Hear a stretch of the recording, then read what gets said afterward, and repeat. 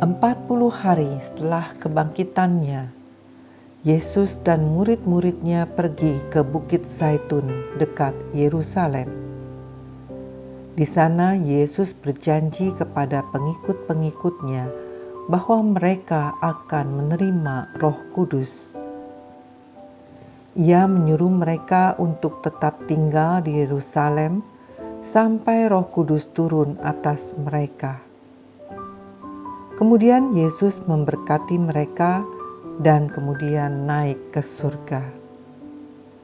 Dengan jelas tertulis di Alkitab bahwa kenaikan Yesus itu secara sungguh-sungguh terjadi apa adanya, dengan tubuh fisiknya kembali ke surga.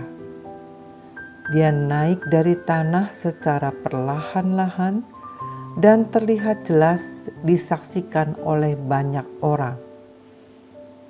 Murid-murid yang sedang menatap ke langit berusaha melihat Yesus naik ke surga sampai awan menutupi dia dari pandangan mereka.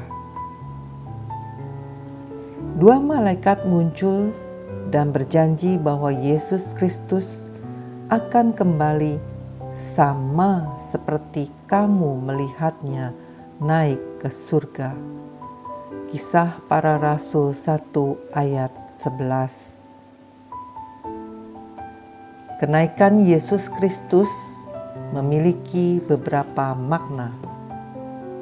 Pertama, menyatakan pelayanannya di dunia telah selesai. Allah Bapa telah mengirimkan anaknya ke dunia dan sekarang anaknya kembali kepada Bapa. Kedua, menyatakan kesuksesan misi dan karyanya di dunia. Semua pekerjaan yang harus dikerjakannya telah dia selesaikan, dan ini dinyatakan dengan kata-katanya di atas kayu salib. Tetelestai, yang artinya sudah selesai.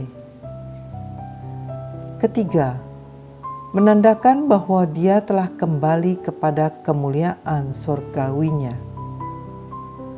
Kemuliaan Yesus terselubung selama dia di bumi, terkecuali saat peristiwa transfigurasi atau perubahan tubuh Kristus menjadi bayang-bayang dari tubuh kemuliaan surgawinya, seperti yang dikisahkan di Matius 17 ayat 1 hingga 9. Keempat, menyatakan peninggian Allah Bapa kepadanya.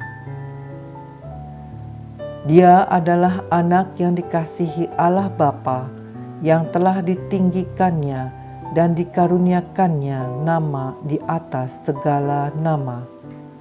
Filipi 2 ayat 9. Kelima, memungkinkannya untuk menyiapkan tempat buat kita di sorga.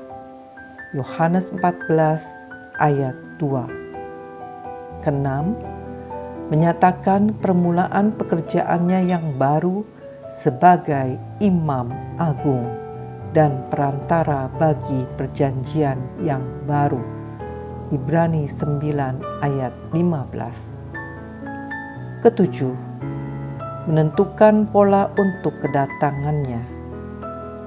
Ketika Yesus datang kedua kalinya untuk mendirikan kerajaannya, dia akan kembali dengan cara yang sama seperti ketika dia naik. Apa adanya, secara fisik dan tampak dengan jelas. Kisah Para Rasul 1 ayat 11. Saat ini Tuhan Yesus berada di surga. Alkitab sering menggambarkan dia berada di sebelah kanan Allah Bapa, berada di tahta kehormatan dan kekuasaan. Kristus adalah kepala gereja yang memberikan karunia rohani dan sudah memenuhkan segala sesuatunya. Kenaikan Kristus ke surga merupakan peristiwa transisi antara pelayanan duniawi dan pelayanan surgawinya. Amin.